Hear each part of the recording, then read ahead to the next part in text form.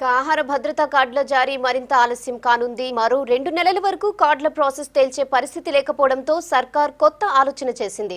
అర్హులైన వారికి కార్డులు లేకున్నా బియ్యం పంపిణీ చేయాలని ఉత్తర్వులు జారీ చేసింది. అటు రూపాయికి కిలో బియ్యం పంపిణీ చేసే ఆలోచనలో ఉంది సర్కార్.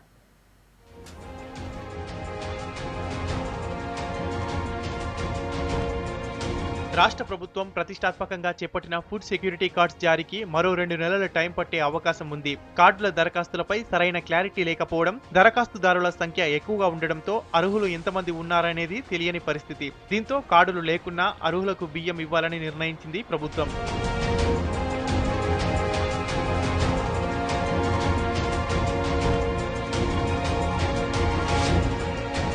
జనవరి నెల బియ్యం కోటా ఎంత అన్నదాన్ని నిర్ణయించే అధికారం కలెక్టర్లకు అప్పగించింది సర్కార్. ప్రస్తుతం రాష్ట్రంలో 80 లక్షల కార్డుల ద్వారా 2.5 కోట్ల మందికి బియ్యం పంపిణీ చేస్తున్నారు. కుటుంబంలో 5గురికి మాత్రమే ఒక్కొక్కరికి 5 కిలోలు ఇస్తున్నారు.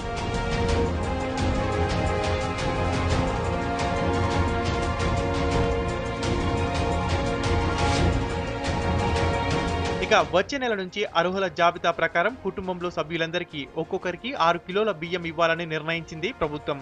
కిలో బియ్యం రూపాయికి అందించేలా ప్లాన్ చేస్తుంది.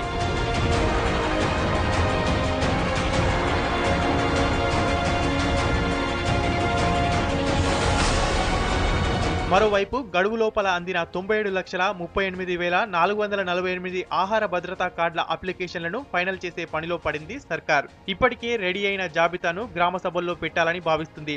అభ్యంతరాలను పరిశీలించాక లిస్టు ఫైనల్ చేయాలని డిసైడ్ అయింది. అర్హులు ఎంతమంది అన్నది నెలాఖరులోపు ఖరారయ్యే అవకాశం ఉంది.